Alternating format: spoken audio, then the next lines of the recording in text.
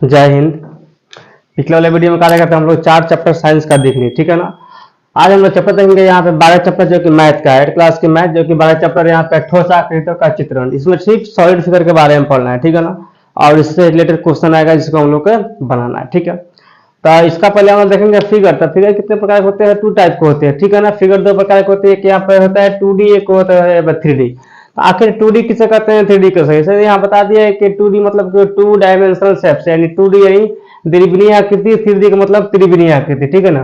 तो 2D ऐसा आकृति होता है जिसको हम नहीं दिखा सकते हैं, ठीक है ना। 2D आकृति को हम नहीं दिखा सकते हैं और 3D आकृति को हम दिखा सकते हैं। जैसे कि 2D में क्या होता है, जैसे हम लोग का वृत्त हो गया, ठीक है ना, आयत हो गया, त्रिभुज हो गया, चतुर्भुज हो गया, ये सब का हो गया हम लोग का 2D हो गया, इसे हम नहीं दिखा सकते हैं। लेकिन 3D में का 3D हम लोग दिखा सकते हैं। 3D में का हो गया हम लोग घन हो गया, घलाम हो गया, शंकु हो गया, बेलन हो गया, ये सब का हम लोग का 3D है। 3D हम लोग दिखा सकते हैं, 2D नहीं दिखा सकते हैं।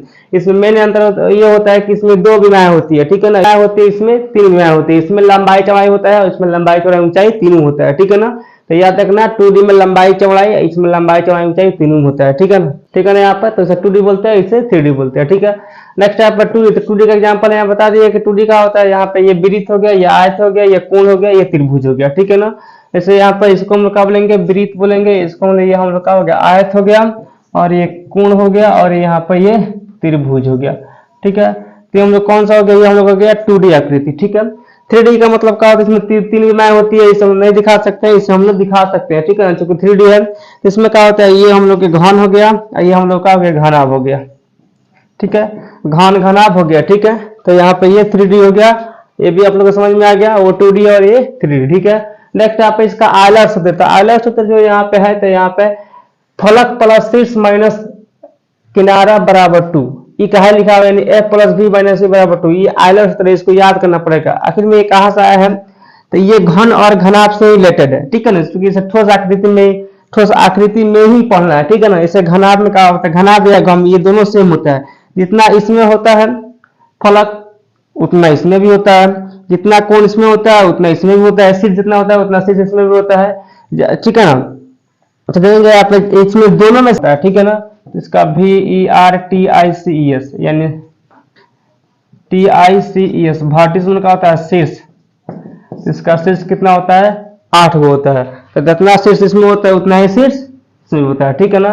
फिर इसका किनारा कितना होता है हम देखेंगे, एड्स किनारा कितना हम लोग होता है, तो किनारा हम लोग का हो जाता है, कितना हो जाता है 12 गो, ठीक है। फिर एक यहाँ पर सरफेस का सतह कितना हो जाता है हम लोग के, सतह कितना होता है, या फलक कितना होता है हम लोग के 6 गो। कितना फलक होता है, 6 गो। कितना फलक हम लोग होता है, 6 गो, ठीक है ना। तो इसी से हम लोग का फॉर्मूला बना है, इससे हम लोग का ई लिया गया है, एड से यहाँ पे ई कॉमन किया गया है, एस से हम लोग का एफ कॉमन किया गया है, और यहाँ से वर्टिसेस हम लोग के भी कॉमन किया गया, ठीक है ना, भी। तो इसलिए यहाँ फॉर्मूला बना है एफ प्लस भी माइनस सी बराबर 2। तो क्या हो गया, हम लोग के आयलर सूत्र हो गया, इसको हम लोग याद करेंगे तब हम लोग के चैप्टर बनेगा, ठीक है। इसमें क्या हो गया, शंकु हो गया, इसको सामने वाला पार्ट और ऊपर वाला पार्ट बताना है, ठीक है ना। तो शंकु को हम लोग सामने से देखेंगे, तो शंकु को सामने से देखेंगे तो त्रिभुज की तरह दिखाई देगा, इस तरह दिखाई देगा, ठीक है ना। या इसको पार्श्व से देखेंगे हम लोग, ठीक है, तिरछा देखेंगे तो अभी इस टाइप का दिखाई देगा, ठीक है। लेकिन इसी शंकु का ऊपर से देख रहे हैं तो ये गोल दिखाई देगा, ठीक है ना, ये वृत्त के साइज के दिखाई देगा, ठीक है। उसे यहाँ पर अर्धगोला है, तो अर्धगोला हम सामने देखेंगे, अर्धगोला कहते हैं, अर्धगोला इस तरह दिखाई देगा। इसका पार्ट हम देखेंगे तो अभी अर्धगोला इस टाइप के दिखाई देगा, ठीक है। मतलब कि इस तरह ये अर्धगोला खचोड़ा की तरह दिखाई देगा, ठीक है।